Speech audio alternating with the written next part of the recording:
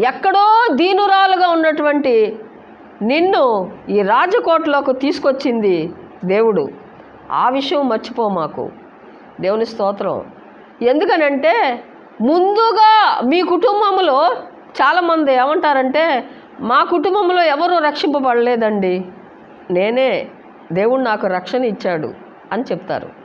సంతోషం. కానీ ముందుగా దేవుడు నిన్ను ముందుగా ఎందుకు తీసుకొచ్చాడంటే, ఇంకా నీ రక్త సంబంధికులు, నీ బంధువులు, తర్వాత నీ స్నేహితులు, మన పేటలో ఉన్నవారు, మన పరిచయస్తులు, వారు రక్షణ పొందాలనే ఉద్దేశంతో దేవుడు ఈ సమయమందు నిన్ను ముందుగా దేవుడు ఏర్పాటు చేసుకున్నాడు. ఆమేన్. దేవుని స్తోత్రం. వాళ్ళందరికీ నువ్వు ఒక సువాసనగా,